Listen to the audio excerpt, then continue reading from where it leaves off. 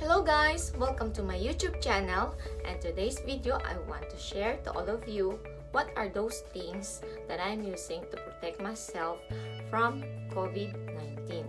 So this is the only way that I know, and I want to share to all of you what are those things that I'm using. First, I have this kind of mask, 4 layers. It has 50 pieces inside. Ayan.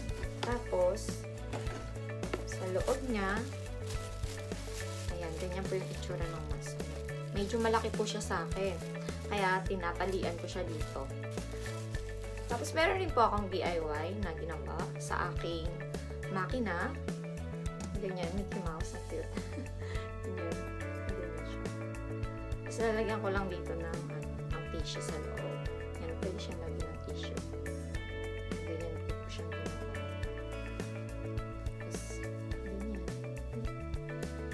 Ano ba?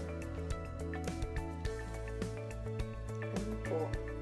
Tapos, ito naman, ang ginagawa ko dito is panghumumo.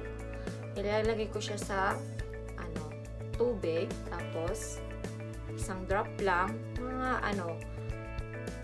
100 ml, isang ganyan, tapos yun, imumog mo siya, tapos yun, lasa siyang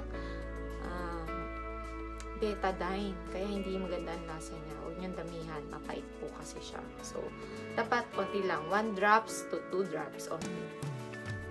And this one, pag lalabas ako, ayan, kasay niya, ihada. Nabili ko to sa drugstore dito sa Japan. Pumunta ako, available pa siya, pero hindi ko alam kasi nagkakaubasan na rin po ng mga ganitong item. So, check nyo na lang po baka meron pa. So, yan, ganyan. Pang-spray po to sa mukha. Pag lalabas ako, or bago ako pumasok. Di ba? Ganun na. Hindi mawawala yung ating dyan, virus shut out. Yan. Hindi ko alam kung effective siya, no? Pero mas okay na rin yung meron kaysa sa wala. So, ginagamit ko kasi din to sa trabaho. Lalabas, ganyan. Gloves. Medyo maliit sa akin tong gloves na to. Kaya meron din akong M size. So, in case lang naman, emergency lang naman. And ngayon, hindi pa naman ginagamit. At saka pwede rin naman siya sa yung paggagawa ka ng dough. Kasi minsan nagbe-bake ako. Magagamit ko rin naman siya kahit na hindi na COVID-19, diba? So, that's it. And, I have this kind of spray. Yan, pwede daw siya sa table, sa mga, sa TV, tapos, then, nabili ito sa Amazon. Hindi ko alam kung anong basa. Ano ba ito? Desis. Tingnan nyo na lang. Nabili ito sa Amazon. Maganda tong protection for the lungs. Kung nahihirapan kang huminga, yung gano'n. In case lang naman emergency, huwag mo naman itong iinumin pag hindi ka naman gano'n.